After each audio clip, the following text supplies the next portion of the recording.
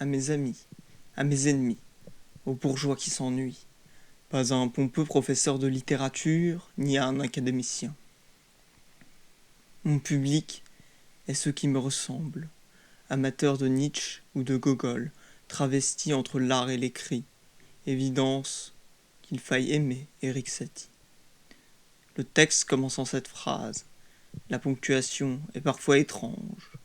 C'est pourquoi voici la liste de ce qu'un signe peut aussi vouloir dire. Aberration. Voici la transcription. D'autres sont à venir. Un homme, en début de soirée, affalé sur son canapé songe. Je vacille entre deux turlupins. Me revoilà ivre-mort. Dans les sanglots internes, mon corps se soulage chaque soir dans une danse rythmée de haine et de boisson. Soupirant dans mon râle, je m'achemine lentement vers un paquet de cigarettes. J'aime ces petites éclaireuses qui, dans un accord affabulatoire, procurent mort, mais surtout une sérénité comme nulle autre. Quelle folie de se renfermer lorsque je suis seul. Sûr de ne plus pouvoir songer un jour, je songe bien sûr au jour de la fin. Le grand acte, le bouquet final d'une vie de perdition, d'alcool, mais surtout de solitude morbide. Je me souviens. Non. Il y a trop de fâcheuseries qui se mêlent en ma mémoire. Mon cœur n'en sait rien, et je compte bien garder mes troubles en rang. En rang. L'armée. Je hais l'armée. C'est le salut des hommes qui se font prendre en charge et le pinacle infranchissable des lâches. Véranda de déception. Je vacille entre deux turlupins, me revoilà ivre-mort.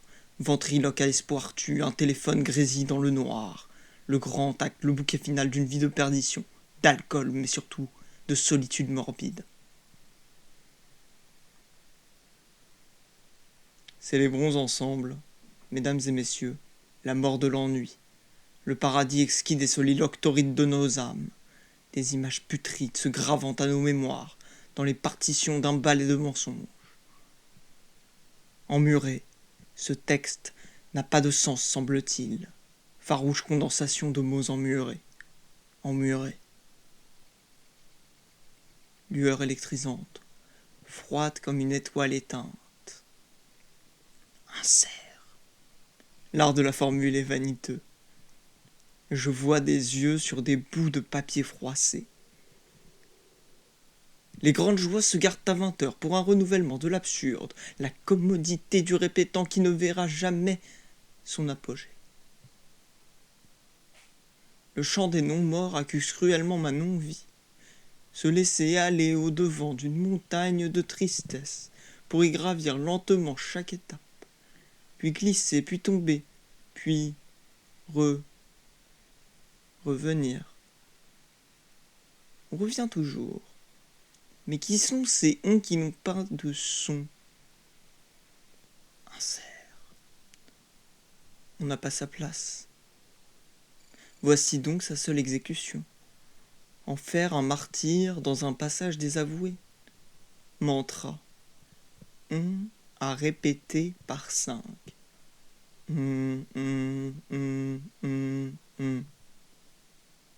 Ça sonne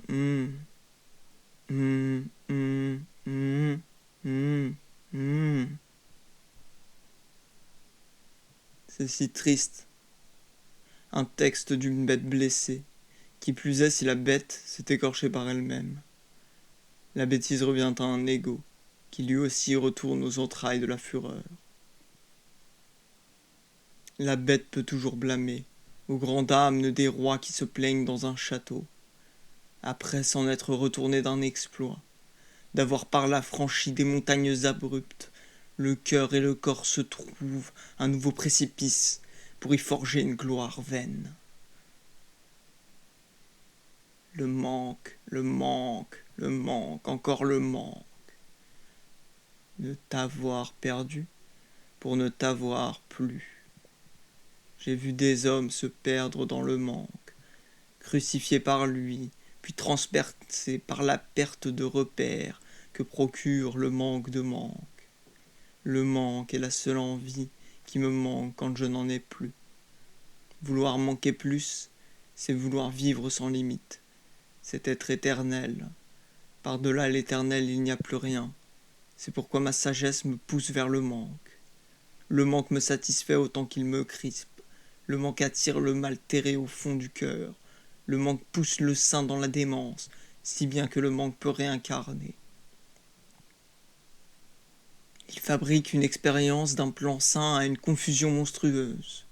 De cette chimie, une violente réaction. Mais à la fin, lorsque la décoction finit de s'égoutter, il reste l'essence du saint. Le manque. Mieux vaut-il qu'il n'arrive jamais.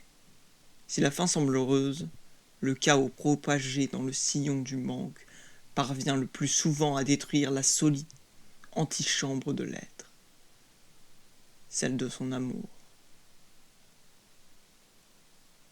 À qui sont désignées ces lettres? Nous écrivons pour laisser une trace. Pourtant ces écrits ne sont qu'une caricature de la pensée. Ni philosophie, ni littérature. En cela, une banale réaction dans un carnet de notes d'une adolescence tardive.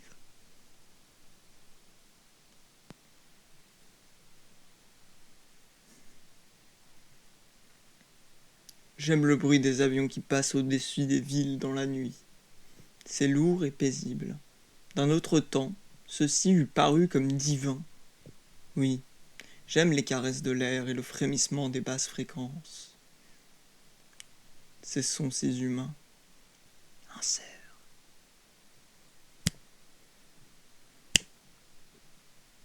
Claquement de doigts dans une salle de bain. Écho ou résonnement ou réverbération. Le carrelage froid la nuit. Du sang coule d'un doigt. Proche enchanté.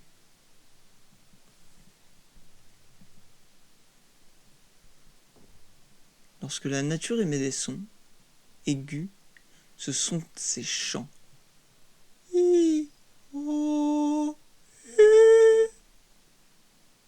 Ces cris.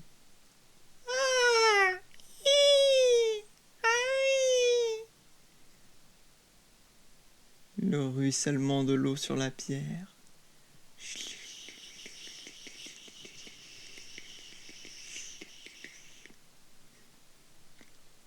Lorsque l'homme émet des sons aigus, ce sont ses cris dans la nuit. Ah! Des armes. Bang! Chouing! Pan! De la violence mécanique. Bang! Bang! Crac! Stick! Tac! Brac! Mais parfois, de la musique. Choisissez, cher auditeur, cher spectateur, choisissez ce qui vous plaît selon vos goûts. Je ne peux m'imposer face au répertoire de l'histoire. Lorsque la nature émet des sons graves, ce sont dans tempête.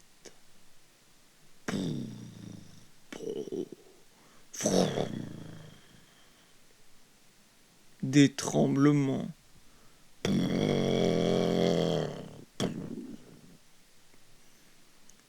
Des volcans.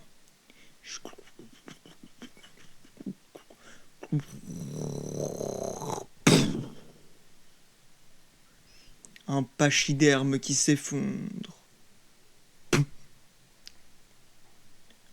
Lorsque l'homme émet des sons graves, ce sont des machines qui fabriquent toc, toc, toc, cloc, pouk, sclong, poum. Des bombes qui fabriquent l'horreur.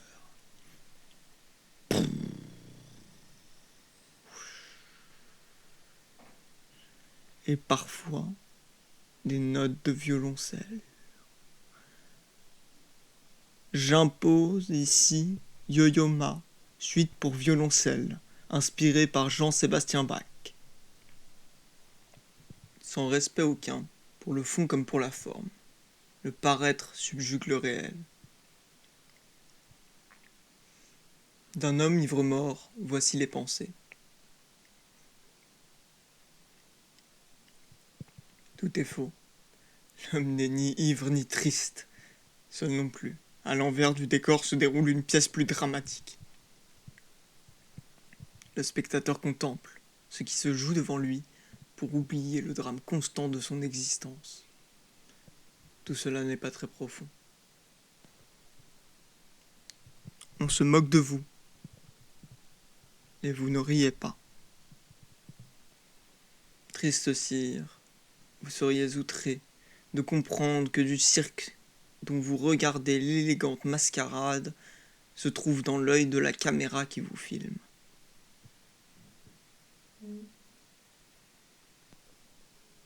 Si par hasard, sur le pont des Arts, vous vous prenez à trouver une échappatoire, alors le canapé de l'ennui vous attend. Puis viendra plus tard le déni et par chance, le réconfort de l'alcool.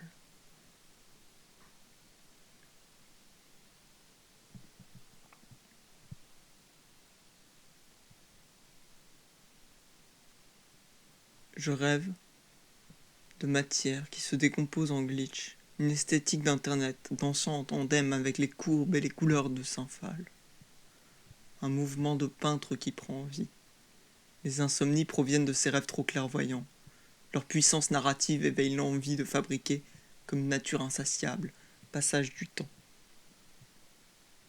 Vite, vite, la mémoire s'effrite, se renouvelle, se mystifie, cela rappelle cette île qui exista, abritant un milliard d'êtres, puis disparut sous les flots pareil au divin, vit le monde et son déluge. La haine pour l'oubli ne se transmet pas dans un sermon vaticanesque. Les souvenirs et la mémoire sont bien des étrangers qui rôdent au creux de l'âme pour ressurgir et briller dans la cause, ou se cacher. Et profondément rongés à l'acide les tréfonds du bonheur. J'oublie qui je suis, mais jamais nous n'oublions les scarifications que laissent ces mémoires acides. Nous conviendrons tout de même que les palliatifs ne manquent pas, n'est-ce pas, cher docteur? La rate doit être faite de mercure. Que dites-vous? Pourtant j'ai appris que la rate se compose du soleil. C'est de là d'où provient cette brûlure interne que les amoureux transis chérissent. Il est vrai. Et vous qui me parlez d'amour, j'y ajoute que le mercure cherche l'Éden et son serpent. Voilà une formidable réflexion.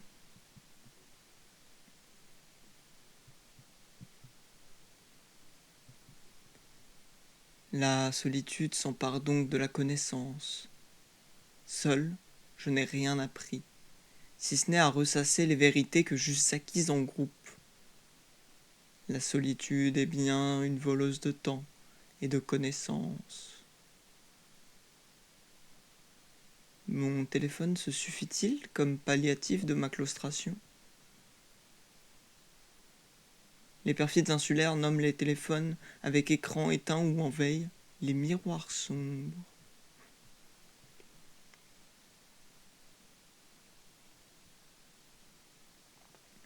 Miroirs sombres, reflétant les vices de l'humain, sans reflet aucun. La lumière éblouie de sa vérité, les erreurs de l'un. Les foules s'agitent entre écrans connectés pour se dire des platitudes dans l'espoir que leur conscience se calme. Inconscience de croire que le miroir reflète une pureté, quand au fond de celui-ci ne reste que le vrai. L'horreur la plus ultime, masquée par l'anonyme, qui emprisonne le bien si bien que Satan s'en retournerait au fer, par peur du réel. Docteur, quel est votre numéro? Celui du charlatan, le seul qui ne soit pas numéraire. Et je préfère l'impair, Alors, 1993.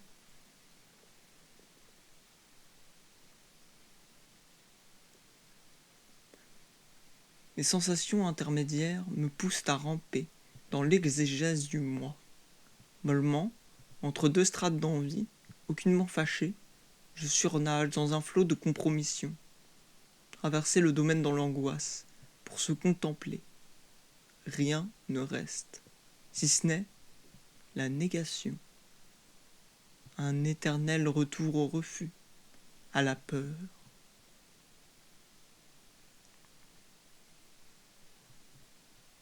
Certain de ne plus pouvoir compter les jours qui passent, je compte les chiffres des pendules. Le grand fracas du glas de l'heure qui passe, sans que rien ne se soit produit. Voilà la pure équation de ma peur, la soustraction de mon temps restant. Alors les numéros impairs sont aussi fiables que les pairs que nous cherchons. Chercher les pairs est une idée non saugrenue. Par-delà l'écoute, ils prédisent l'entente entre deux âmes. Distorsion spirituelle que celle de l'esprit qui marmonne une chanson invraisemblable. Tout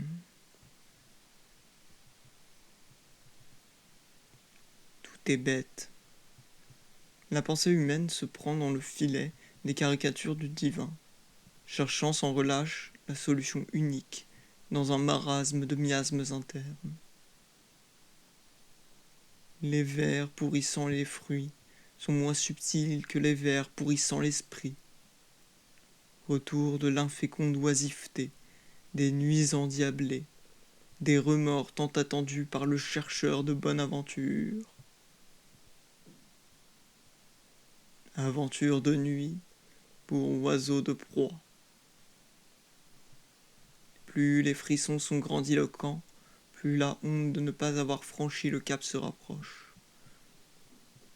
Troublé par le sang qui coule en mon sein, je m'en remets à la nuit pour connaître les turpitudes de mon cœur. À chaque remords, son verre, une joie sans fin éprouvée par la perdition de l'errance.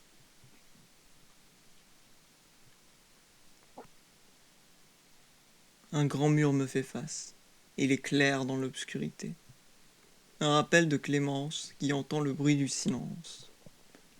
Vagues impressions de déjà-vu, comme si écrire n'en revient qu'à repasser le souvenir d'une vaine conversation entre deux idiots, l'esprit et le cœur.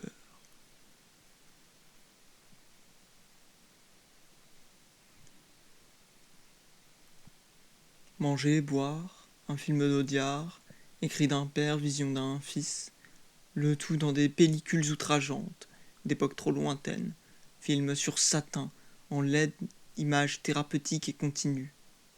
Une liste de progéniture pour images animées. Mots souvenirs pour définir l'action. Ventriloque, encore toi qui affabule les foules. Voici la référence la plus personnelle. Ce ventriloque maîtrise le jeu de la scène par l'artifice de la vie de poupées abîmées.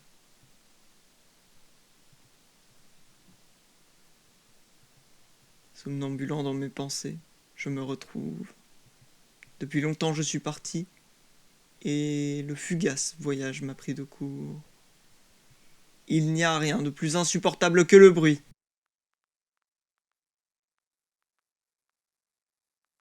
Je suis fatigué d'expliquer à mon reflet que c'est le miroir qui ment.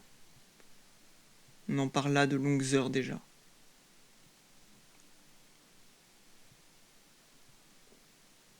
Le supplice de la salle d'attente. Je marche depuis 45 minutes sur des routes entre campagne et civilisation, auprès des myriades de plantes qui se dressent comme barrières naturelles entre ma vue et les champs alentours. Au loin, des buildings éclairant le ciel noir de cette soirée d'été. Une fine bruine. Quelques voitures passent, et je ressens une grande vacuité. Ma marche passe sous un pont. Je me vois transporté aux portes de l'hôpital par la transe de mon esprit et l'ennui de mon GPS.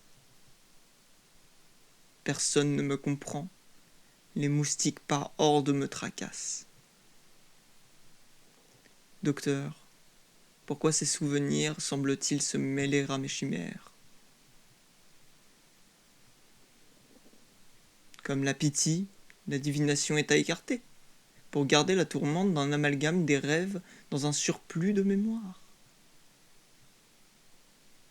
De l'étude contre la lecture, ce que j'étudie me bouleverse. Chamboulé par cette nouveauté, je me retrouve surpris dans un bain d'une connaissance qui se déchaîne en moi. Tandis que la lecture apaise, la lecture est un coma. La lecture est passive si je la compare à l'étude. Mon esprit se trouve comme mon corps, enroulé autour de lui-même, une boule difforme sur un canapé au milieu d'une pièce jonchée de cartons à vider et à remplir. La répétition des absurdités me fait peur. A, ta, ra, xi. Nous entamons le second jour de crise. Des enfants rient et jouent sur une photo promotionnelle. Ce ne sont pas seulement des enfants, mais la promesse d'une histoire radieuse, de vacances réussies. Dans un chalet sur monts enneigés, faire cuire son corps sous une couche de crème, le visage à l'abri d'un chapeau sur plage d'or ponctuée par les exclamations d'allégresse. La seule qui jouisse du soleil dominical, c'est bien la grue. Du soleil et des nuages poussent de beaux arcs, des halos que d'anciens virent comme célébration. Je ne suis pas à 1 centimètre de là. À propos d'ancienneté, les souvenirs sont si joyeux. Entre deux futiles escapades dans mon esprit, je conçois un plan enchevêtré aux racines de ma pensée. Si bien que c'est une pièce de théâtre qui se déroule tranquillement au fond de ma rétine. La scène folle où des acteurs fantômes jouent une facétie éphémère. L'éphéméride quotidienne en ce jour me plaît. Cruelle redondance que chaque passage de l'aube au crépuscule. Jamais les astres ne s'accordent et leur chaos donne à la nuit sa douce splendeur. Tumulte encore. J'en reviens à mon arc qui se dissipe sous la fumée s'échappant par la fenêtre. Mon œil droit pleure. Fumée, tristesse, bonheur, froid. Nombre de possibilités pour un sentiment vague. Ce jour fut un rêve. Voici ce qui me plaît à dire.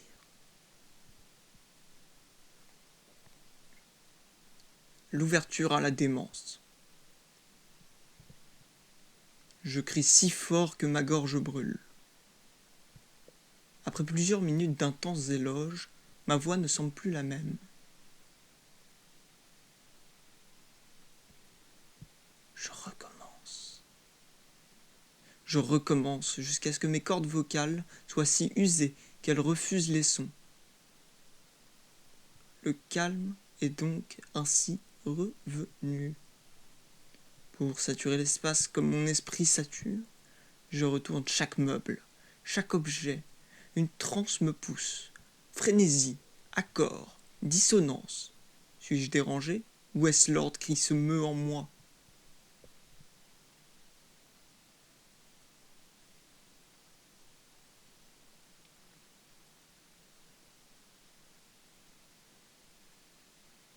Dans la ville, il y a celui qui contemple, qui reste enfermé, et visite par sa fenêtre les vies des âmes esselées, s'emparant de la pagaille du monde Il dessine les destins dans un coin de son imaginaire. Pendant que je remue les pièces de l'ordre, les chaises font des pieds au ciel.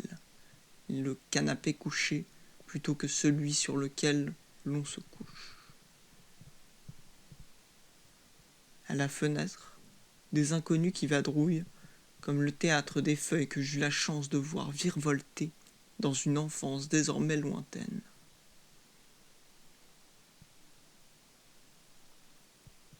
Dans un grand fracas, je jette les livres depuis leur cabine mortuaire cartonnée, tous gisant sur le sol, tels des soldats éreintés. Je retourne à la fenêtre, prends une grande inspiration. Ma gorge hurle de douleur, cause de l'air frais qui assèche mes tissus meurtris. Dans la ville, il y a des solistes qui jouent un requiem. Je les aime tout autant qu'ils sont sages. Plus sages que les images froissées de ces photos, hôtes du passage d'un temps révolu, qui désormais forment un tapis d'une éclatante clarté argentique. Me voici donc assis sur un canapé retourné, songeant à la perdition de mes songes. Prière de ne pas stationner.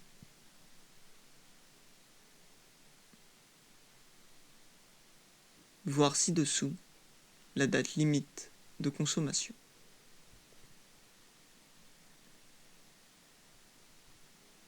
La lumière glisse subtilement sur la seule chaise qui trône au centre de l'espace. Imposante commodité, dans ce halo, se donne des airs trop grands. Ah, tu te prends pour plus que tu n'es. L'imposture est si grande, si vivide en toi. Toi, ton air, ta splendide, ta croupe, si fine, au fond. Tu es une étrangère d'un passé livide.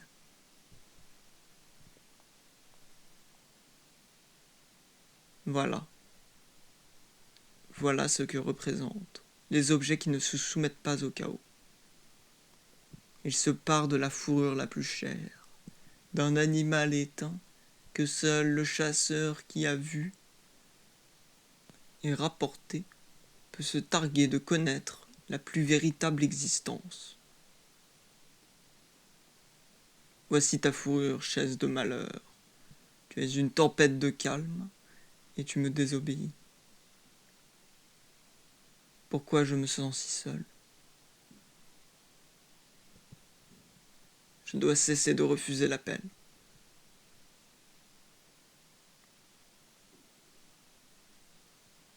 De la lumière que l'œil suit, il y a la ligne droite qui inspire l'infini déchu par un commencement.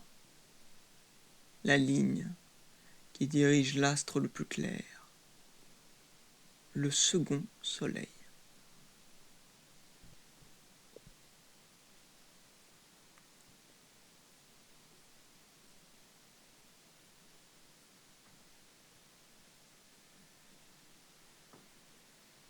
Au bout du parc, il y a des grilles. À qui servent-elles? Cette confuse curiosité est celle de l'enfant. Des grilles, façades infranchissables, entrent en contradiction avec l'âme du parc, de la nature enfermée dans un enclos. L'enfant qui joue entre les grilles et les buissons se voit pris au piège entre deux murs et se rappelle à sa condition de prisonnier. La première prison naturelle,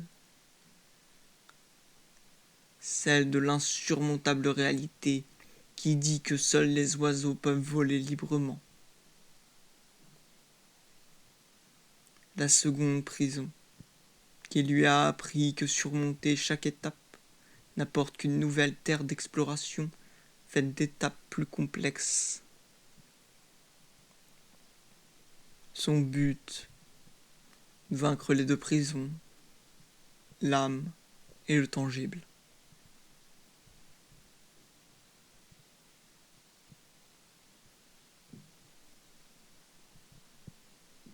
Au bout du parc, il y a des grilles. Après les grilles, il n'y a pas plus de liberté qu'avant.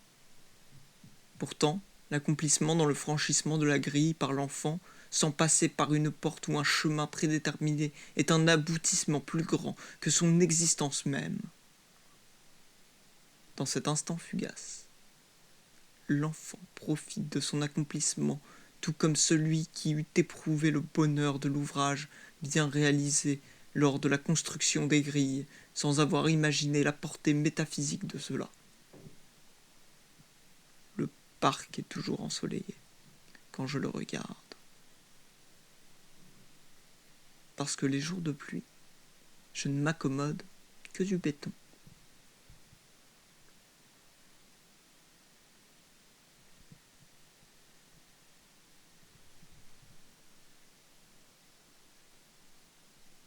Yap, yap, yap.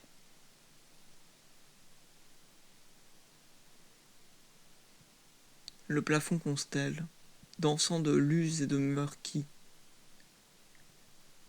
Les rives de la pensée s'exhortent. Pourtant ce qui acte est fait semblant.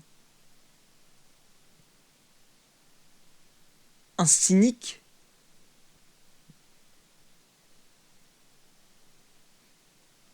n'est pas par principe, pas plus fou que le croyant. Au premier degré de la bêtise humaine, il y a une continuelle volonté de plaire à la divine inconnue. Oui, la divine comédie qui se joue de nous.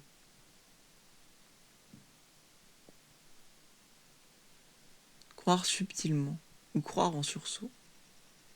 Plaisanterie pour celui qui remet tout en question.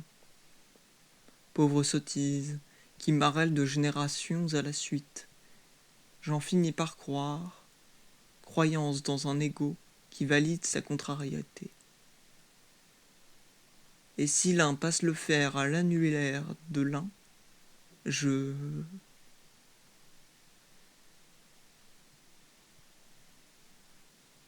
ne sais pas si j'ai un intérêt dans cette affaire. Alors, je dois, sans faire, du souci. Car de croire que c'est cynisme ou croyance, voici l'erreur. Il n'y a pire que de ne plus se poser entre deux murs. Alors l'homme se précipite. Non, l'homme ne s'est jamais précipité. Tardives insomnies, âpres heures dans une compagnie estivale futile. Je crois n'en revenir qu'à la pensée du temps passé. Ces chagrins opprobres sur la vue de ma céleste banalité. Des banalités se racontent tous les soirs, connectées et ensemble, pour le rire de la pluie et le sourire du beau temps. Des chaises accroupies autour d'un jardin, dans une table d'entre-gens. Si je dois vous dire une chose importante, docteur, c'est la nécessaire envie de quitter tout bruit pour un instant, le souhait de la surdité.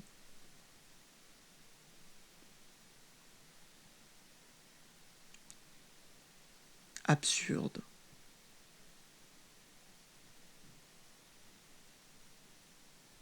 Ne faites pas les réponses et les questions. Absurde pour les trois petits singes. Mais l'art de la représentation permet de se jouer des mots pour assembler les concepts en images si constantes qu'elles restent ancrées. La chaise tourne lentement sur elle-même, dans une déconcertante normalité. Je la vois marcher, prenant des pas gracieux.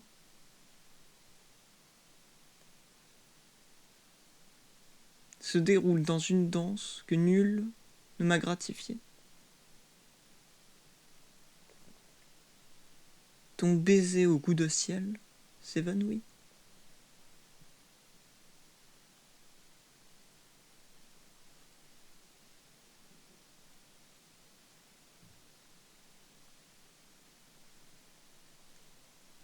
d'abandonner un espoir offert, vil sentiment de remords, comme ce vieux machin inutilisé depuis les objets trouvés.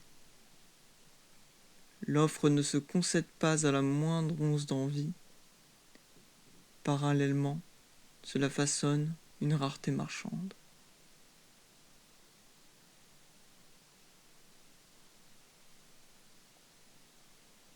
Fin, où l'auteur l'oubliera, comme le souvenir d'un sens.